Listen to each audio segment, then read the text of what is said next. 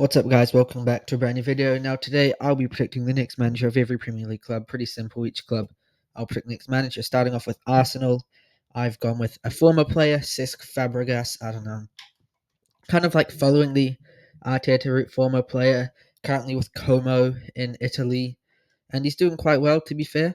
And I don't know, I just feel like once Arteta leaves, whenever that may be, he's a decent candidate that I think wouldn't be the worst one for them to get in, I suppose. I mean, maybe they'd want someone slightly different, but I think that this is a very Arsenal thing to do, I'd say.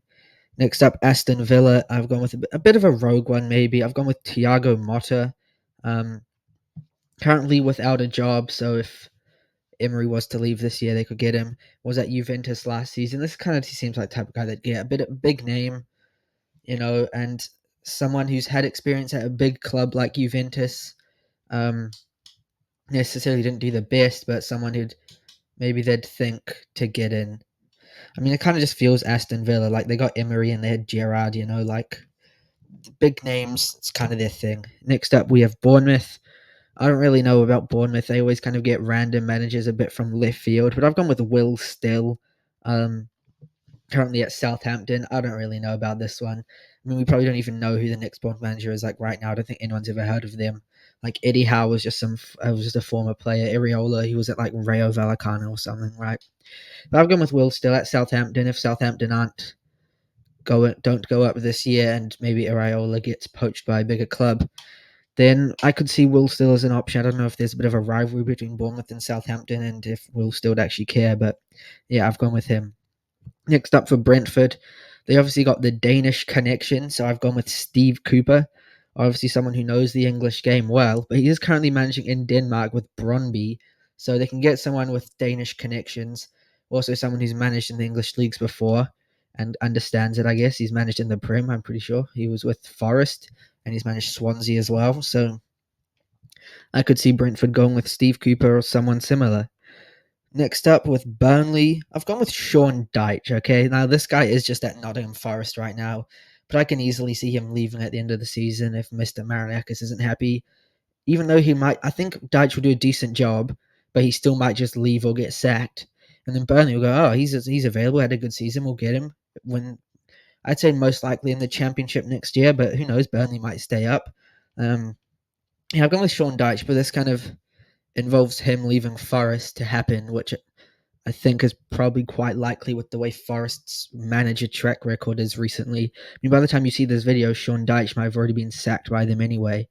Um, so yeah, next up with Brighton, I've gone with a current player, James Milner. I don't know, kind of seems like the manager type. They could easily have Hurzeler for years. I mean, he's like what 33 or something. I could see James Milner becoming an assistant under Hurzeler. Then eventually, if Hurzeler leaves, Milner kind of gets promoted. Maybe as interim for first, but does a good job. Something like that happens all the time. The assistant becomes interim for a bit. So yeah, I've gone with James Milner for Brighton. Next up for Chelsea, I have gone with Liam Rosenior, who is currently at Strasbourg, which is kind of Chelsea's sister club owned by the same people.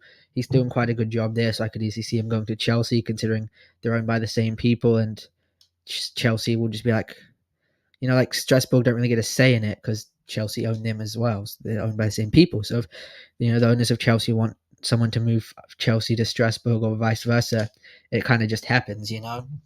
So could easily happen, and I think it's quite likely.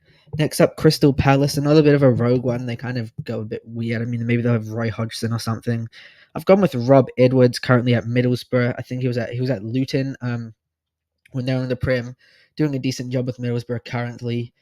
But if they don't go up, Palace, I know Glasner, he might not leave anytime soon, but someone like Rob Edwards I could easily see going to Crystal Palace. Next up with Everton, another current player, someone nearing the end of their career, gone with Seamus Coleman, who is obviously Moyes as the current manager. Coleman, once again, like Milner, could easily just join the staff or something of that ilk, I guess, and get promoted, which I can see happening. Next up for Fulham, I've gone with Ryan Mason, currently at West Brom, doing a decent job there, and I could easily see this happening for Fulham as well. I mean, Fulham, they've had Marco Silva for a few years now, and if he ever leaves, maybe Ryan Mason will be the guy they choose to bring up. Next up is Leeds. I've gone with a guy who's just been sacked, Ange Postecoglou. I don't know. I could see this happening later in the season. I don't know if Ange would necessarily want to after what happened at Forest, but hey, money talks. And Leeds might want someone like him with Premier League experience. And I mean, surely Ange wouldn't get them relegated as well. We haven't got anyone relegated, but got sacked by Forest and Spurs. Next up, Xabi Alonso is the one I've picked for Liverpool. The former player at Real Madrid. I can see Real Madrid not going super well. I mean, if they don't win La Liga in the next couple of years or the Champions League, I could easily see him leaving, but still doing a good enough job with Liverpool. Like, yep, we'll have him. And Slot might be a bit of a fraud on fraud watch right now. They haven't been. I mean, as I'm recording this, they haven't been great recently. They might have won a game or two by the time you see this, but Slot could easily leave in maybe even like 5-10 years' time. Xabi Alonso's still young, so there's always the option for that. Next up, Man City. Someone similar to Pep, a former Barcelona midfielder. I've gone with Xavi, obviously formerly of Barca.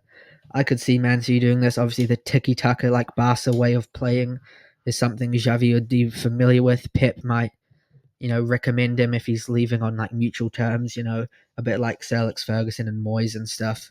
He might go, get this guy or something like that. So yeah, I could easily see that happening as well. Next up, Manchester United. Who knows when Amorim will get sacked? Might be tomorrow, might be in like 3 years. I've gone with Gareth Southgate. A bit random, really. Like, I don't know if they'd get him. Like, there's been talks about it, but they've never actually, obviously they won't confirm. They've been talking to other managers, but I could see this happening. I mean, it'd not be great for Man U, but Southgate did a good job with England, to be fair, and he's been out of the job since then, and wouldn't be the worst thing for Man U. I think he'd definitely get them stable. Probably wouldn't win anything, but I think he'd get them stably back into Europe at least. Maybe not playing the best football, but I don't think he'd do the worst job for them. Next up, Newcastle. I've gone with Simone Inzaghi. Another rogue one, obviously Italian, but he is at Al Hilal, who was obviously in Saudi Arabia. Newcastle are owned by Saudi Arabians. So, something I could see happening there. Obviously, Newcastle are quite a big club these days. Eddie Howe. Can't see him leaving anytime soon, but you never know. So, wouldn't be the most surprising thing for them to get someone who's been in Saudi or is in Saudi, because obviously they'll have the connections with the owners. Next up, Nottingham Forest. Bit of a controversial one. I've actually put Mr. Marinakis there. To be honest, who knows what this guy will do next? He's run through like about 12 managers probably by the time you've seen this. And he might just appoint himself at some point and just give up. I mean, he kind of controls the club a bit too much, you'd say. And yeah, I don't know how many managers are going to want to work with him after the recent events. So he could easily just appoint himself. Next up, Sunderland. I do think they'll stay up, so they will probably keep their manager for a long time. But maybe in a couple seasons, if they get relegated or are near relegation, I think they'll get Paul Hickinbottom. Is a former Sunderland player, currently at Preston North End, doing a good job. I could easily see if they get relegated, hiring someone like him. Maybe if they're near the relegation zone, maybe less likely. But I think they'd stick with the current guy because he has done quite well for them. I think he's called like Reggie Labrie or something. Yeah, I could see that as a possibility for Sunderland. Next up, Spurs. I've gone with Oliver Glasner. Kind of similar to what they did with Thomas Frank, poaching a manager from another Premier League club who've been successful. I could see this happening. Glasner's been very good at Palace. I wouldn't necessarily say he's likely to leave, but I could see it happening. And, I mean, Spurs, it's not against them to do. They've done it with obviously Nuno as well. So, yeah, they're hiring in the Premier League is a pretty common thing Spurs do. Same with Pochettino, who was at Southampton, I believe. Next up, West Ham. I've gone with Frank Lampard. I could easily see them going down this year, and maybe he'd go there. I'm not really sure if he would because he's doing well at Coventry. But I mean, you can't turn down a Premier League offer, can you? Obviously, a former West Ham player. He's got family connections there. So I could definitely see this happening. Maybe not super soon, but definitely at some point.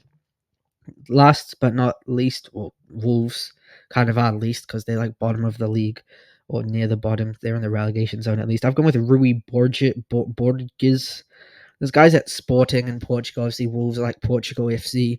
They could easily just get this guy in, especially if he doesn't do well at Sporting, who kind of fell off since Amorim left, honestly. I mean, I don't actually watch the Portuguese league, but I'm sure that's happening.